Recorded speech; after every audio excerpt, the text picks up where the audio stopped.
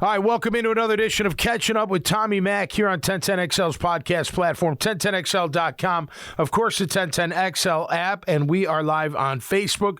Like we always are, afterward, we will be archived all across the podcast platforms where you watch them, Spotify, iTunes, YouTube, you name it. It'll be all over the place, and it's brought to you by our good friends, Team Tommy Mack, just a group of small businesses, man, run by great people, doing great things, doing it the right way. I trust them. You should trust them, too, when you need their kind of services. We'll talk about that, but it's a Tuesday. It's a Suck It Up Tuesday, and we're getting to work. Let's welcome in Grammage, my producer here on Catching Up. What's up, Grammage? Good morning, sir. Happy Tuesday. How you doing, man? You haven't ordered me the XL Pivot hoodie yet. I guess I got to ask Fred, huh? I know, yeah. I'll go with Fred. Hey, are you mad at me, by the way? Are you mad at Boston College? Because I heard we took your strength coach. Is that correct? That is correct. But he just got there, right? So we don't know that much about him. I think him and Bill O'Brien, of course. Listen, we, BC, love the Bill O'Brien hire. We think it's exactly what this program needs. Local guy, back to tough love, back to, hey, this is the way we do things. This is the way it's going to get done. Supposedly, the AD, Blake, and everybody involved, they are putting big-time resources into the program. They're going to the salaries are going to be better. NIL is going to be there. Maybe not to the utmost extent, but they're going to get involved. I heard through the grapevine that Mr. Kraft put in a big donation for NIL. So they're doing it right. Bill probably went in there and said, hey, man, if I'm going to be this coach, we got to compete with the rest of them. And I think it's a great hire. And then I find out this morning that he snags Florida's strength and conditioning coach, who I think his last name's Fitzgerald. Yes. Does that make sense? Or it sound right? What do you know about the guy? Do you know anything about him? I know nothing about him. Well, he was brand new to Florida, too. He was, like a month in. Yeah. He had been with the Patriots, I believe. Okay. So that explains the Bill O'Brien. Absolutely. He's grabbing another guy from the Pats to be his OC. So we'll see what happens. He had come to Florida, been there probably less than a month, and then Bill O'Brien called him, who I guess they know each other super well. Okay. So good. That's what it is, right? Yeah. Relationships. Right. Fraternity. Hey, I saw you and Pockets just started a podcast. Is that recent? We did. What's it called? I didn't catch the title. It's called Denmark and Marsh. All right. Denmark and Marsh. Oh, yeah. Okay, that's cool. I like it. Oh, yeah. Just talking all types of stuff, or mostly Jags or what? Mostly Jags and Gators. Okay. But good. Kind of like this show and others, last couple episodes, we've been talking Super Bowl and that type of thing. Cool. Great. Great, man. Well, I saw a little bit of it. It looks good. Oh, yeah. Yeah, good for you. Do it right here. Yeah, right there. Yeah, I know. No, it's fantastic. Absolutely. All right. Super Bowl 58 is over. The Kansas City Chiefs defeat the San Francisco 49ers. I love the game. I thought it was a great game. I thought it was going to be a little bit more scoring, but I was okay with the scoring. The turnovers, they were pretty balanced. Both teams had turnovers. Both teams had bad moments. Both teams had great moments. Could have gone either way. San Fran had every chance to win that game. Kansas City had chances to put up more points. Of course, the Pacheco fumble early, that hurt. But McCaffrey fumbled early too, so that kind of offset each other. The special teams gaff, that was the ball off the foot. That's just an unlucky break right there. That for against San Fran, of course, KC takes it in. But I thought overall a pretty compelling game. Purdy played well. Mahomes is magical. Kelsey's a beast. Where was Kittle? Kittle had one catch, I think. I mean, it was like he was a non-factor. I know he hurt his shoulder later in the game, but even before then, they hardly even looked at him, it didn't seem like. Credit the Kansas City Chiefs defense. Credit Steve Spagnuolo for making adjustments at halftime. They went punt right after halftime. I mean, they really showed up. They did a good job on McCaffrey. He got his in the passing, and more in the passing than the run, but he got combined. He obviously had about 150 combined yards, but overall, you took care of him. They needed a trick play to score a touchdown. Needed, I don't know, wanted, did it. That was kind of early for a trick play. That kind of sometimes sends a message to me. But, overall, it was good. It was good. Congrats to Kansas City. Look, you don't just get there. You don't just show up and get there. I think we've learned that here in Jacksonville. You got it. Look, they're going to celebrate, and they should. But they're already talking about a three-peat.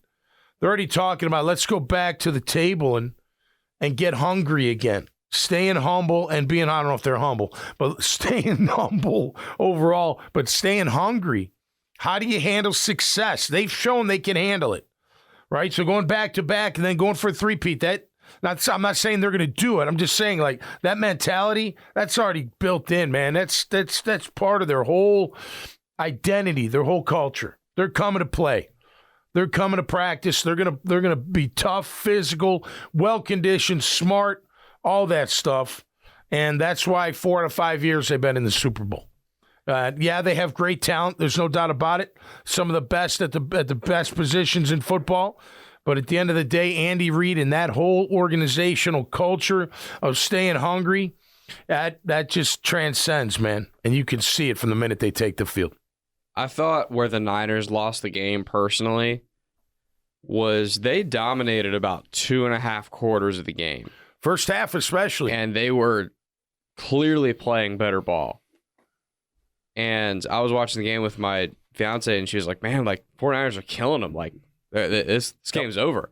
And I was like, well, they're playing too well to only be up 10 and then only up 7. Good point. I said, the problem is, at some point the Chiefs are going to catch a break. It's going to happen. Yep. Because that's just football.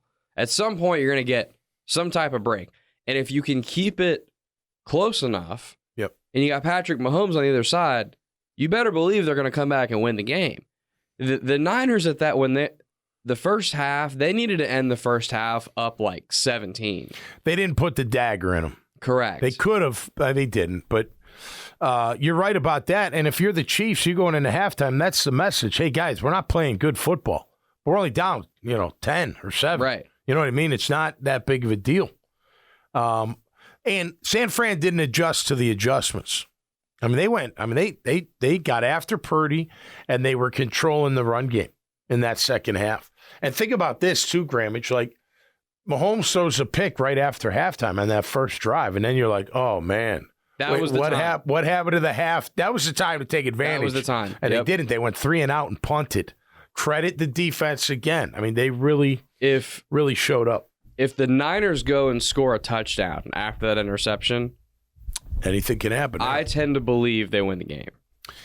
I don't know. It's still Mahomes. You can't count him out. Right. I get it. Yeah. I tend to believe that at that point, the momentum would have been great enough to carry them to a victory. Yeah, I don't know. I'd like to, because that was early third quarter. You still got a lot of football left to play, but it would have been a dagger. There's no doubt. It would have put a little dent in them at the minimum. But again, that means 14, the defense didn't show up. You know what I mean? Because they did. Going 3 and out after that pick was huge. I mean, that was absolutely huge. Because that was a big, like, you're thinking, second half, adjustments are made. Here we go. Step on their throats, yeah. You're like, and then what happens? My defense shows up. Man, what a damn shame about Dre Greenlaw. He was having a hell of a game. I can't believe he was just taking the field. And he went down. He was just like, that's just so heartbreaking. What a great player he is. What? Am I way off on this, or are there more Achilles injuries now than there used to be? It seems lately there has been a lot more. And young guys getting it. It used to be an older athlete type injury, because you're not as pliable. The juices aren't as flowing in that area as opposed to young guys that you never saw it, but now you're seeing it even in young dudes getting it, that's crazy to me. Like, why? I don't know. Maybe there's too much training. Too much bounding, too much explosive. I don't know. I'm guessing. Yeah. Like, how do you do it? Mm-hmm. I know old guys, if you don't stretch your Achilles and calves, you'll just step off a curb and you'll do it. That's happened before. But how do pro athletes do it, especially when they're young? Something's got to give. Maybe it is. Maybe it is overtraining. Not old by any What's means, that? right? Dre Greenlaw is not an old player. No, he's what, 27, something like that. So that's what I would guess. Something like that, I think. But what a bad. That was really, really too bad. Halftime, I'm not gonna spend a lot on. Usher by himself was boring. I was shocked, to be honest with you. We were with our friends. The girls were there. My girls, my wife were all dancers. None of them danced. It was weird. Now, when Ludacris came on, Little John, that got better. You know, Alicia Keys, I mean, I don't know. He was hugging you tight. If I was a husband, I'd be like, wait, I didn't see that in the script there, buddy. Keep your hands off my wife. But, look, overall, I know. I saw some people, that was the greatest ever. I'm like, no, it wasn't the greatest ever. I thought it was good. The greatest ever is. The beginning was boring. I don't know what he was doing. Give us the hits like right off the bat and boom, let's go. And it took about 3 songs to really get it going. Now the skates, okay, a little gimmicky for me. Harder. It's hard to do. I'd have gone right off the stage. Cool. I'd have gone right off the stage. But whatever. The problem, I thought the main problem, and it was a problem in the anthem and when Post Malone sang America the Beautiful as well, the sound quality was a little off. Well, I saw Usher talking to a sound guy after. It looked like something was off. Yeah, but, I mean, it was... I thought Post did a good job. I did too. Good rendition. And Reba was unbelievable. Yeah. Yep. But all 3, it didn't, it sounded more like the camera was picking up the loudspeaker of the stadium than it was the mic, if that makes sense. It wasn't awful, but it was the Super Bowl, you're expecting 100% sound quality. I just thought the first couple songs were a little theatrical more than dancing, pumping, thumping music. Yeah. I thought it was good. I don't know. But it's so funny, you go on Twitter, and this is how everybody is on Twitter. Everyone on Twitter has to tell you that it's absolute garbage. Yeah. Or the best they've ever seen. Yeah. And it's can't we just say it was good? It wasn't garbage. It was average? Not garbage, but Usher by himself to me was boring. It just didn't do it for me. When he started adding everybody else, then it was it ended up better than it started. Lil Jon in the crowd. Yeah. Hands turned down for what? Yeah. And Ludacris, big afro. Yeah. That was cool. sweet. I love Luda, man. I like his one song, caught him with the left hook, caught him with the jab, hit him with an uppercut and kicked him in his ass. That's a great song. But nonetheless, all right, we move on. Second half, though, just, again, a little bit of back and forth, but Chiefs started taking control. They tie it up. Buckner, the kicker, that 57-yarder, that was money, man. That he had a chance to be MVP. He made some sick kicks, man. That one was a beast of a kick. He's got to be one of the most underrated players in the entire NFL. Harrison Tucker. I actually was thinking at 50, I was like, man, 57, maybe you should punt it, or, you know what I mean? And that boom, I'm like, wow, he just drilled it from 57. I mean, everyone talks about Justin Tucker. Yeah. In this generation's okay. And Justin Tucker, he's the best kicker of this generation. Yeah. He's probably the best kicker ever, but Harrison Butker is really good. Yeah. And he's really reliable. Kick. And I feel like no one talks. I feel like a lot of casual fans probably don't even know who he is. Agreed. They don't. Which is kind of crazy. They should now if you watch the Super Bowl. Because he's that, again, that was like, okay. That saved him a little bit, kept him in it, right? You kept him going. Think about how many big games and close games the Chiefs have been in. Yeah. In the last however many years. You can't think of a game where a kicker choked it away and missed a kick. He's made all their gotta-have-it clutch kicks. Yeah, right. And when you play as many big, tight games as the Chiefs play, you gotta have that. Yep. If they had a shaky kicker, think about where they'd be right now. They wouldn't have won Super Bowl 58. They might have not won Super Bowl 57. They might not even have been in 58. Right, exactly. Yeah. I mean, Mahomes could have one ring. Yeah. If they had a shaky here, they didn't make everything. He's really good, man. Yeah. And the more important thing, making the we've talked about this before, I think, making the deep kicks is great, and it's such a weapon. Yeah. What I need more than anything out of my kicker is when you're 50 yards and in, got to make it. You can't miss. Yeah, 95%. Yeah. In today's NFL, 80%'s not good enough. I think it used to be more like 45, 40 yards and in, but now it's like 50. With how good kickers are, it's like 50 yards and in. Yeah, no doubt.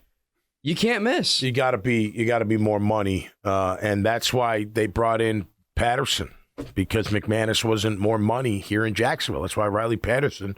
I mean, I was shocked. Like, really? Wow. Okay.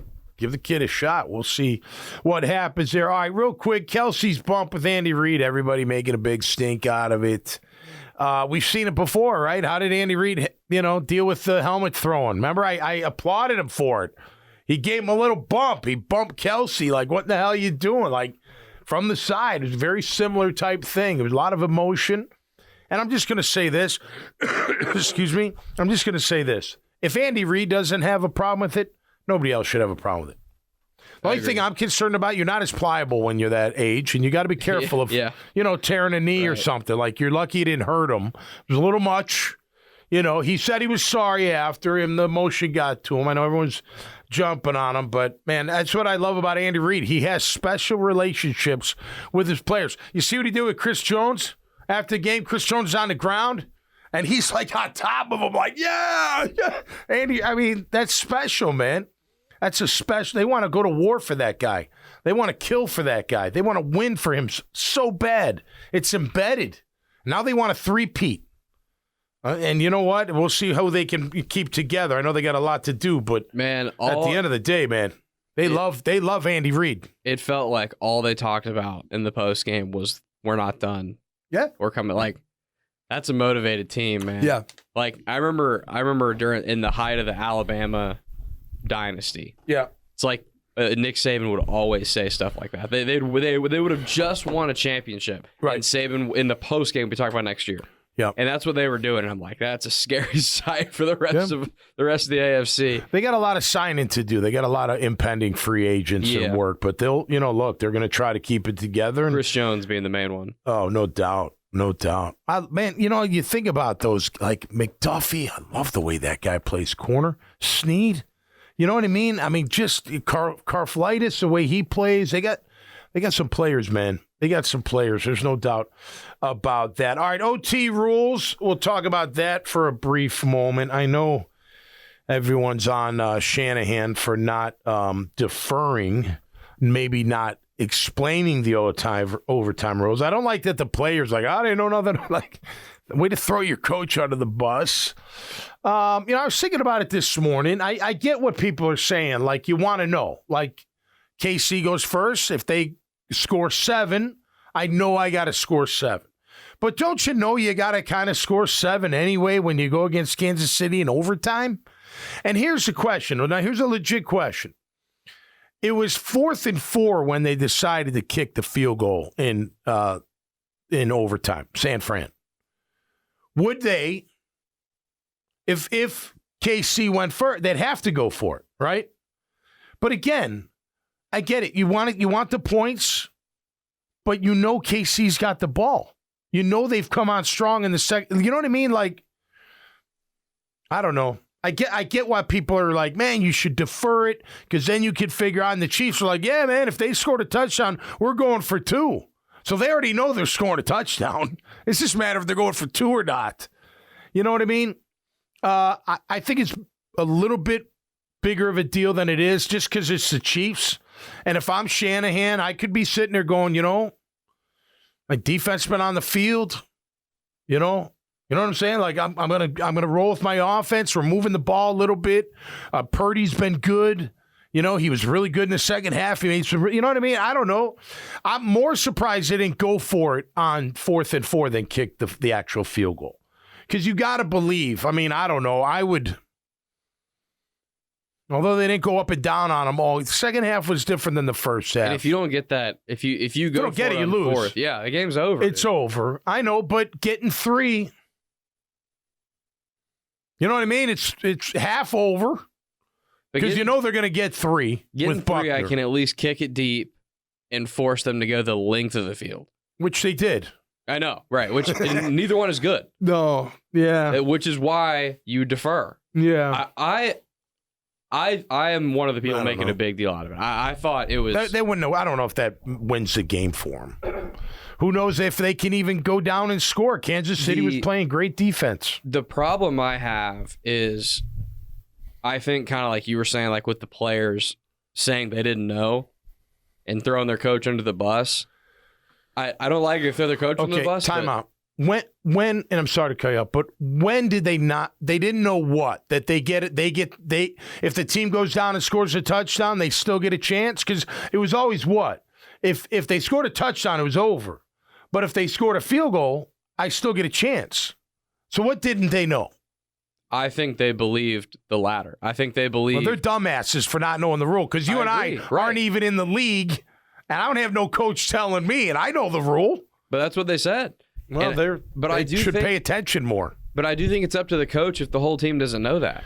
Well, there should be a strategy amongst the team. So at least I'll give you that with KC knowing they're going for 2. It was very, in my opinion, that, but KC's going to score 7 for the most part. I mean, what's the percentage that they score 7 in overtime? 80%? Yeah, probably. I don't know. I get. I'm not trying to argue. I get that you should, see what they do first, or see what your defense does first. I don't think they would have stopped them anyway. I mean, they had him on the ropes. Kelsey got lit up. I mean, Kelsey just caught fire.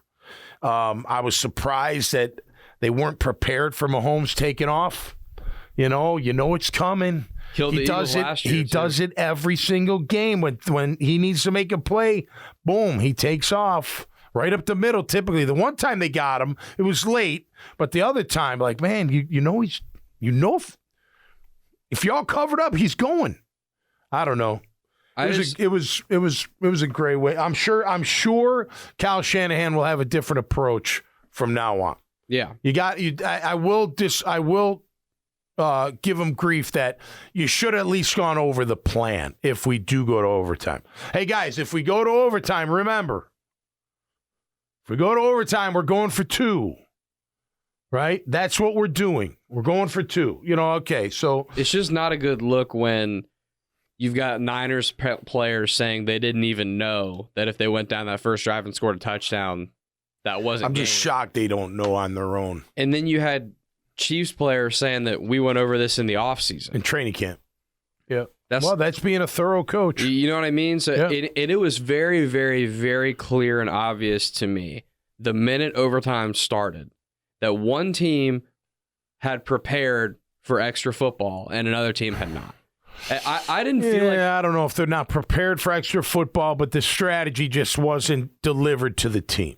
I'm sure that Shanahan had an idea of what he wanted to do. He's thinking, I'm going to go down and score 7 and force them to score 7. His reasoning for why they took the ball was that you want the ball third because you'd be the first team getting 7. Right, next score wins. Yeah, which I understand. Kind of get that. I mean, let me ask you this, Grammage. He goes first and scores a touchdown. Does he go for 2? No, I don't think so. I probably wouldn't either. I think he kicks the extra point. Make them go for 2. And then I think if you kick it off to the Chiefs and they go score, they would have gone for 2. Well, they made it clear they were going to go for 2 anyway. Right. Yeah. And look, Shanahan had no way of knowing that the Chiefs definitively were going to go for 2. But I think a lot of teams would go for 2 in that scenario. Well, as the second team scoring. Yeah. So because of that negates Shanahan's whole reasoning for taking the ball, because there is no third possession. If you're going for 2 as the second team, that's do or die. Well, I mean, most teams would go for 2. I know Doug would go for 2. 100%. I think because of the percentages. In today's football, I think if you went down every team, probably more than half of the teams would go for 2. Well, you know what? Don't muff the punt and you probably win the game. Don't have the extra point blocked and maybe you win the game. Oh, 100%. You don't even go to overtime. But, yeah, you got to make sure they're ready. I don't know. Look, if he's so confident they're going to go down and score 7, I get it. You're not going to stop them from scoring. If you don't stop if the defense doesn't stop them, you don't win anyway. The 7 and the 2. But nonetheless, it gives people something to talk about. All right, I did some research here, Grammage, on Freddie Taylor, and I found this pretty interesting. Oh, by the way, if I may, hats off to Chris Conley. I wrote him down. Oh, yeah, he had a hell of a game, dude. Dude, Good for him. You know, I mean, I loved him as a Jag. I did. I thought he was going to bring something to the table, but good for him. They found a way for him to make it happen, and he sure did that. All right, so Peter King, and I'm paraphrasing him here. He took Freddie out of the 15 to 10 pretty quickly in his top 15 to top 10, and allegedly or supposedly it was from lack of Pro Bowls for Fred Taylor. So I went back to look. Now, I want to share. Maybe you know this already, but I didn't look at this in the back. All right, so Fred Taylor, throughout his career, his best years of Pro Bowl caliber was 98, 2000, and then the year after he came back from the injury was 2001. He came back in 2002 and had a really good year. Not as good as the first 98 and 2000, okay? So Fred Taylor has 66 rushing touchdowns, all right, total, or 67. 67? Anyway, 32 came in the first 3 years. Rushing. Wow. Think about that. The last 10, the rest came. Now, that might have been, so it was after the injury, right? Now, he did have 8 touchdowns in 01, or 02, sorry. But from there, it was 5, 4, 3, maybe another 5.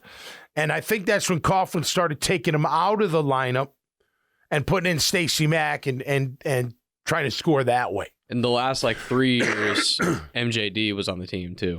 Right. Now, 07, 08, he had big years too, but he didn't score a lot of touchdowns.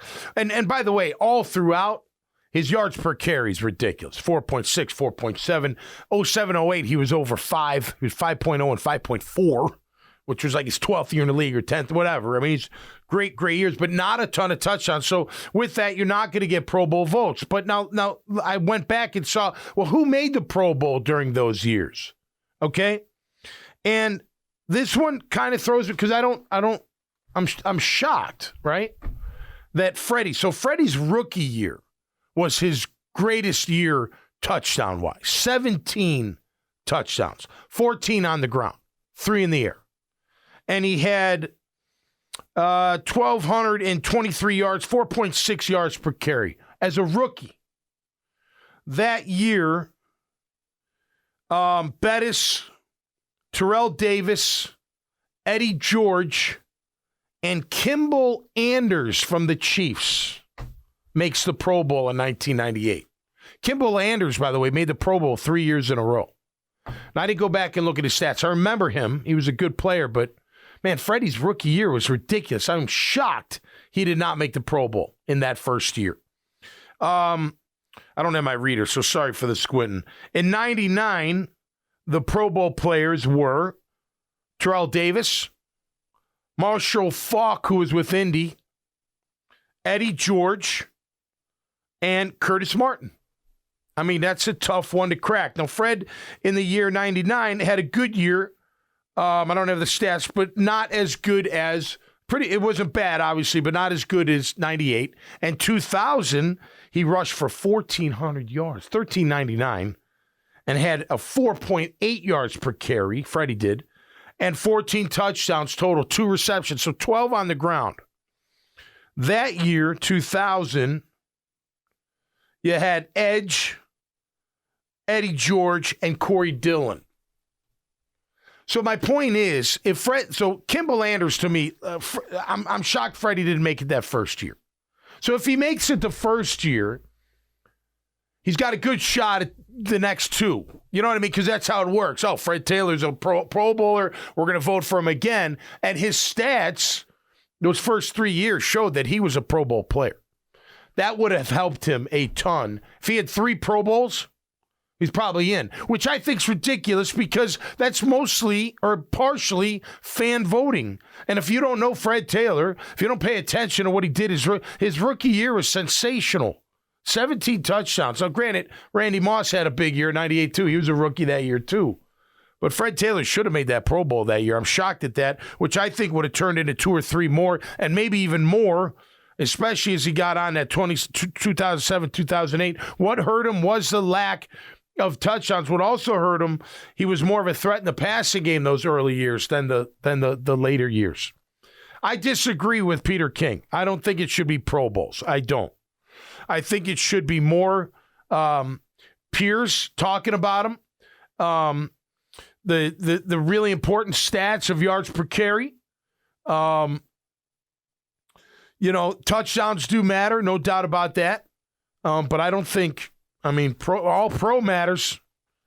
I don't know if Pro Bowls matter anymore, but maybe back then they still did. And by the way, because I wrote it down, 2002 added Priest Holmes to the mix. So he was a total stud, racking up big, and then Corey Dillon came out of the picture, like I mentioned. So, anyway, I think he's going to get in. But when I saw that about Peter King talking about the Pro, I'm like, let me go back and look. Who was in it? And what was Fred's year like? And I'm like, man, he should have. No disrespect to Kimball Anders, but he wasn't Fred Taylor. And didn't have a year like that, I don't think. But nonetheless, Freddie will get in there. Before I get into my Jag talk, let's talk stats real quick of the Super Bowl. It's the last game of the year. I got to do a few of them. I didn't do every single one of them, but I did the important ones, and they're brought to you by Team Tommy Mac, Chris Lucero's Bail Bonds, J-Dog Junk Removal and Hauling, Azar Sausage, Code Ninjas, Solomon Ventures, Carbon Man Flooring, Graffiti Burger Bar, and Beach Life Rentals, of course, home of Salt Air and Sweets. Down there in Atlantic Beach, and, of course, the 1010 XL team. Always proud to be a part of that. Let's go through the stats. Third down, Grammage. Remember I tell you, third down matters. San Fran, 3 of 12 on third down. 25%. Kansas City, 9 of 19 on third down. Pretty damn good. Just under 50. Yards per carry, San Fran overall 3.5. Kansas City 4.3. Of course, you got to add in the quarterback. And then QB hits. Kansas City had 11, San Fran had 7.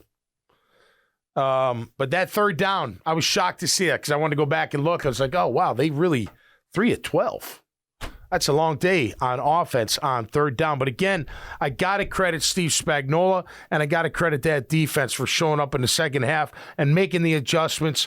You go look, when they come out, San Fran does, especially after the pick, punt.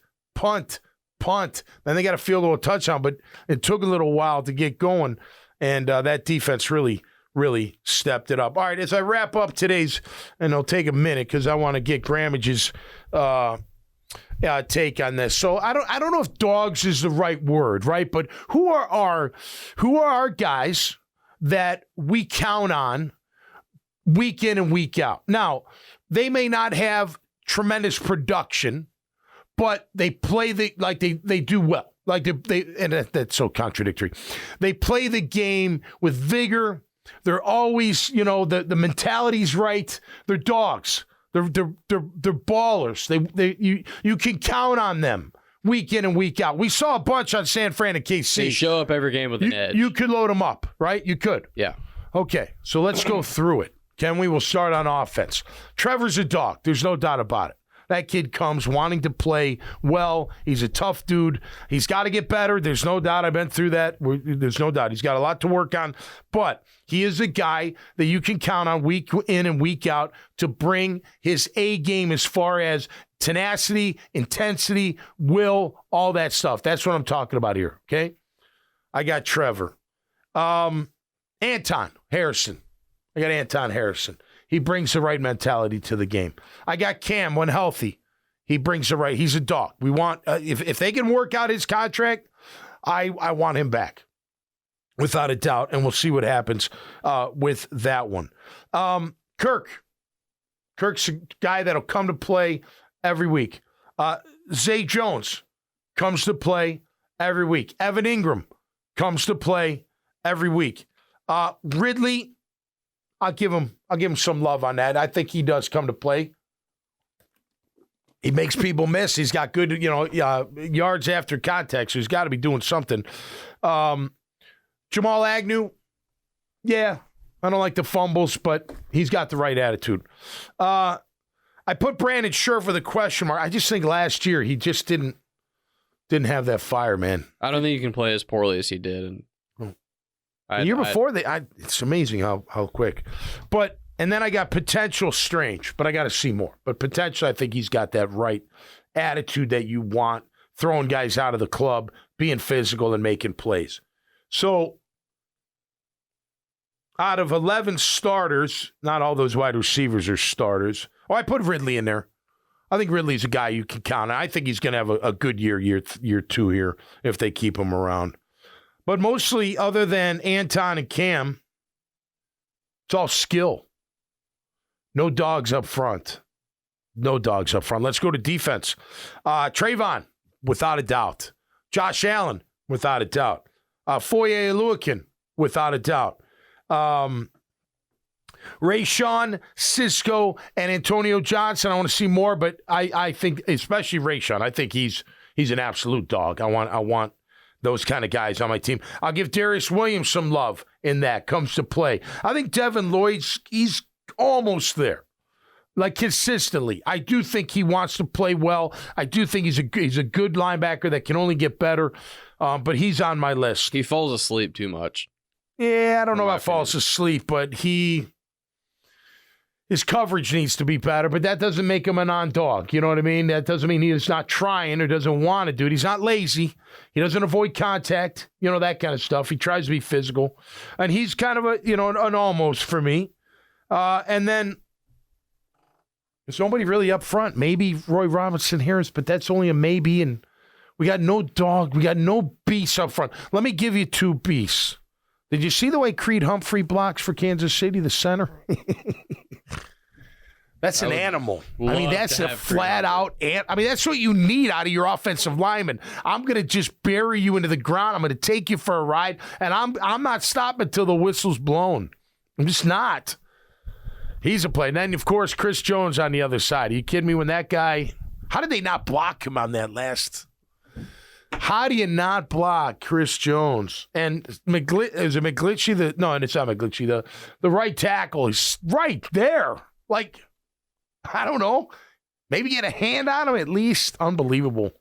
But that just goes to show you we need more dogs. And, San Fran has them. Him across the board. Look at that whole D-line. The backers, the corners, even the safeties. Reed's a dog. You need them. You need animals out there, man. You need that attitude that I'm coming no matter what. I may miss a tackle. I may miss a block, but I am getting after you the next time, right? I'm going to be there week in and week out. We need that kind of mentality. And you just got to wonder, how do these other teams have it and we don't? I've always say, real quick, sorry. I always say, talent, scheme, it's got to meet the locker room. It's got to meet the culture. And if it doesn't, it's not going to work. You can tell me all you want about Andy Reid, but guess what? He gets his team ready to play. He's not I'm sure he gets hot from time to time. Kyle Shanahan, he looks pretty calm, but guess what? They come out physical all the time. They did it all year. How do they do it? It's not just, I'll go back to Dan Campbell, what he said. What kind of player do we want to have? Mentality, dog, commitment, being able to make that sacrifice all throughout the year.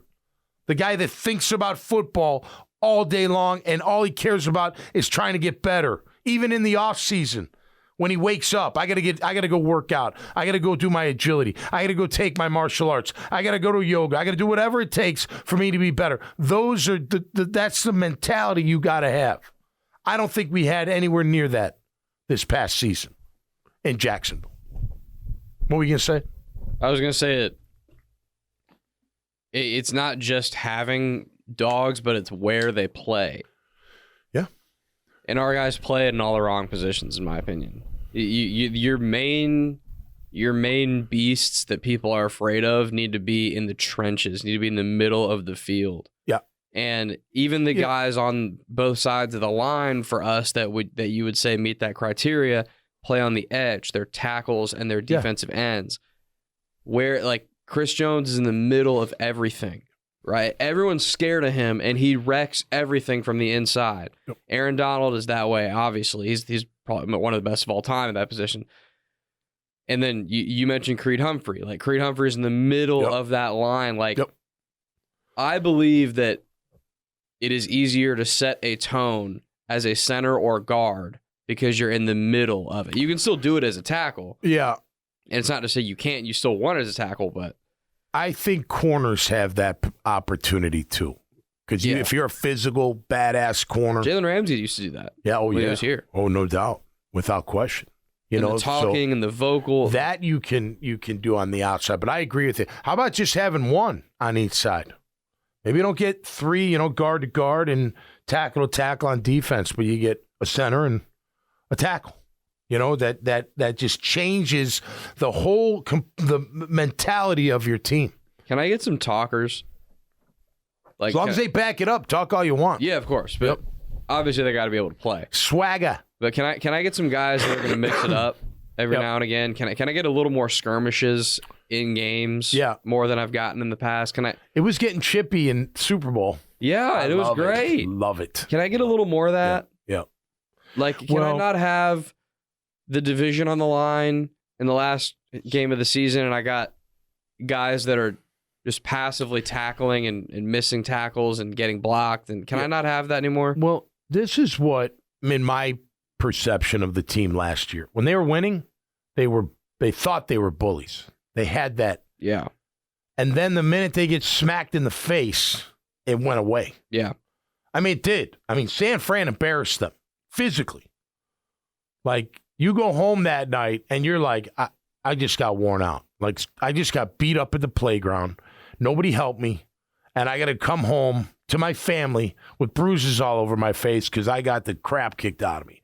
That's what San Fran, and that's been the blueprint for Doug Peterson's teams. I'm sorry, it has. Even when they went a year ago, there were teams that got really physical. Philly was one of them. The Giants were another. They got really physical with them, and they didn't match that physicality. That has got to change in Jacksonville to be one of these contenders. That's got to change. That whole attitude has got to. Now, can it change with the guys you have? I still think you got to add. Look, you're not just going to, after paying those guys, you're not getting rid of them. You're not just going to be like, all right, forget it. He's out. No. And I do want to see Devon. I'm willing to give Devon. I'd like to see Devon as a 3 technique in a 4-3. And then go get me a nose. Foley can play end. So can Roy. They can play the real, 4-3 D end. Then you got, you figure out what you do with Josh. He could be another D end, or could Josh play Sam? I don't know if I want him covering a tight end, so probably not. So you have to figure that out. Can he go back to being a defensive end in a 4-3? Can Devin Lloyd play Sam? I've been thinking about that. Can he get up on that tight end in a 4-3 and cover the tight end and then be the force, he already in the run game? What's that? He already struggles in coverage. He doesn't, listen, he doesn't get burned in coverage. He's just got to get better at playing the ball. Yeah. He's, look, we said the same about Tyson that first year, right? He wasn't getting burned, but he was getting beat. He's got to learn how to play the ball. I mean, Devin's athletic enough to cover guys. Oh, God, yeah. So he's just got to work on that technique. He's athletic enough to be one of the best linebackers in football. And it's a little bit in retro. If you're up on a tight end, right, it's easier to dictate than having to play off and react to his moves. You know what I mean? Yeah. If you can get a jam. I don't know if he can. I'm just saying, and then you got to see this. But I hear what you're saying, yeah. He's got to figure that out. It might allow him So to do you have the personnel for 4-3 better than a 3-4? I say you do because you don't have a nose tackle at all. And don't give me anybody on the team. They're not 3-4 nose. They're not. They don't show it. They don't prove it. They get pushed around way too much. So if they go back to a 4-3, obviously Lewican's your Mike. Mm-hmm. Could Muma play the Sam and then Devin Lloyd gets to be your athletic Will? Maybe that can make a lot of off-ball plays. I mean, I'd give Chad a shot. I don't know if Chad can cover, from the Sam position. If you've never done it before. Who would be that third line? I'm thinking, they may draft one. Ugh. I know. But you got the kid from Florida, That's all you heard about him, being fast and athletic and good in space. Ventrell Miller. Ventrell was a Mike in college, though. Yeah, but he's too small to play Mike, I think. But maybe not. Maybe not. I mean, Aluakin I'm keeping. He's my leader. So Ventrell is I've got to keep Aluakin. Ventrell would be your Sam, then you're saying? No, Will.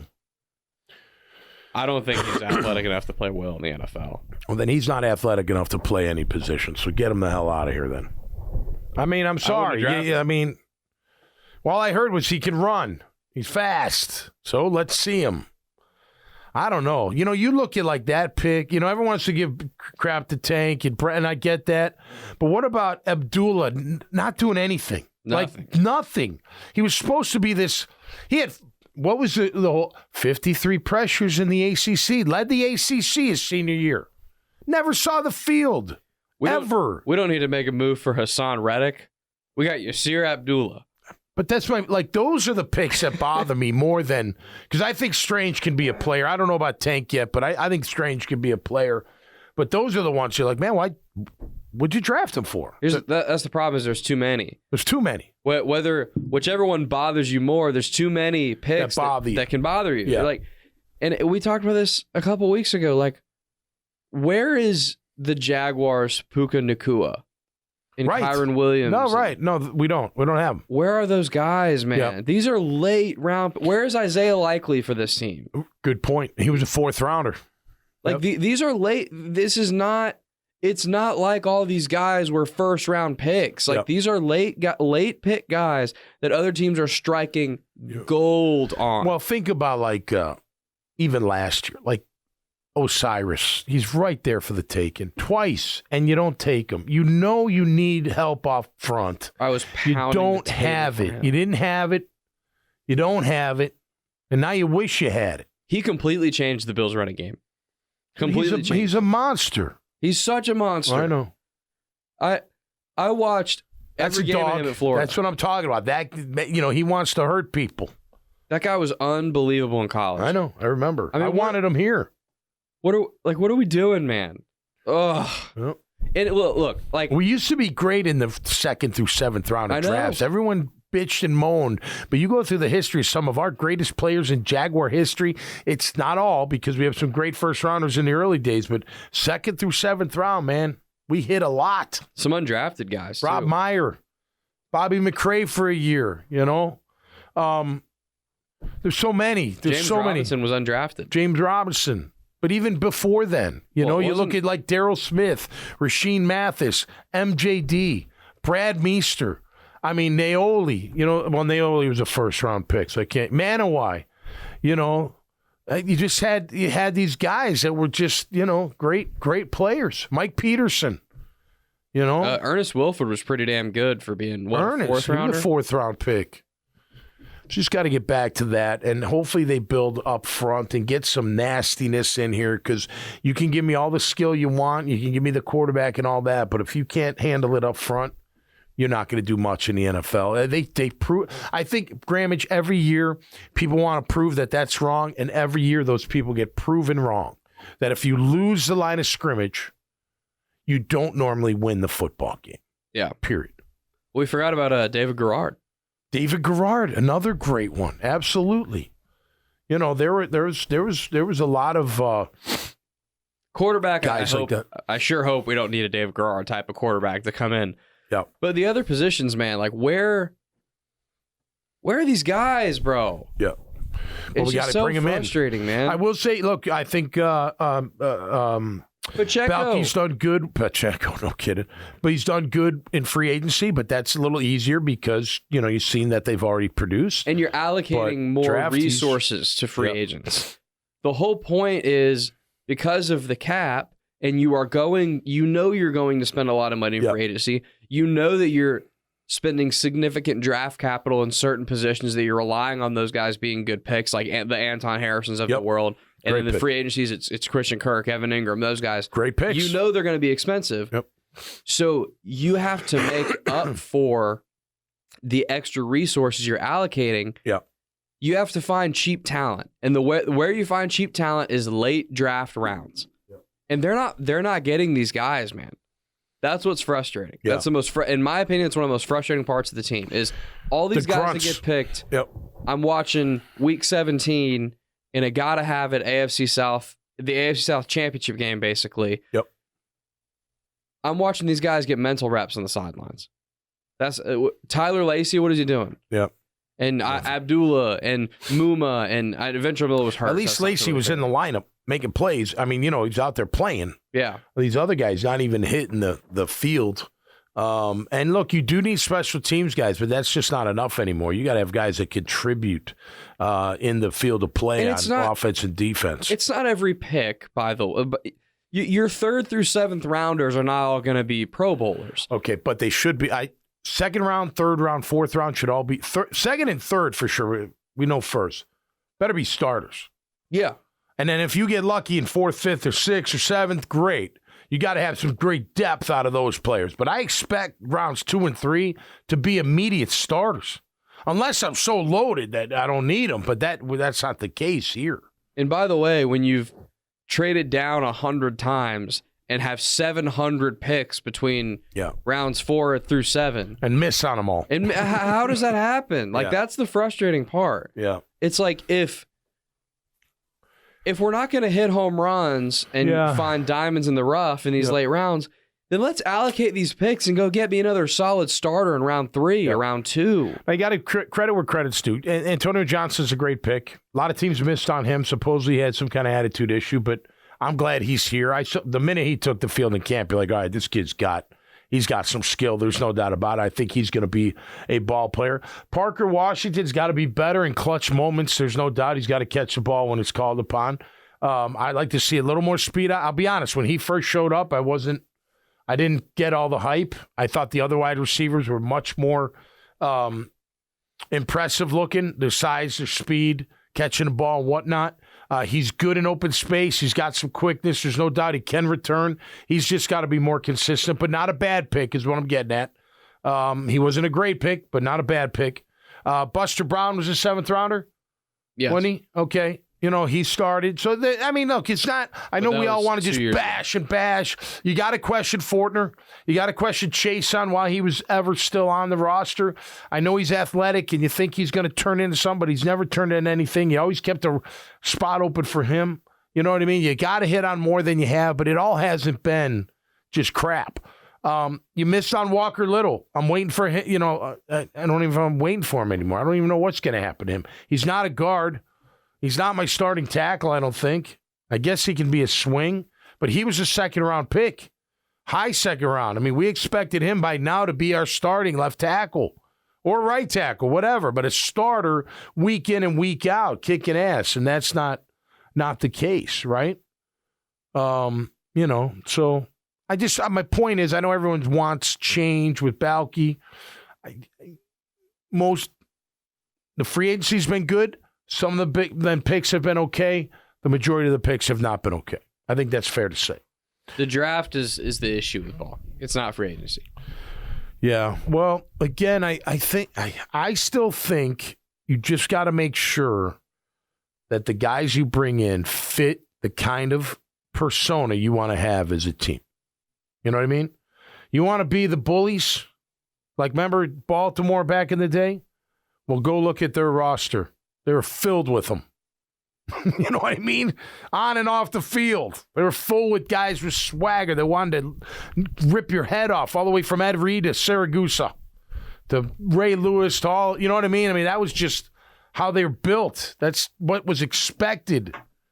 We got to get some of that.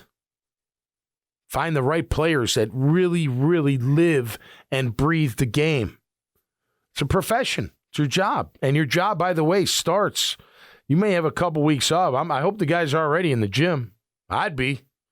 I didn't even wait a week. I just wanted to keep working out. Try to, get better, I guess.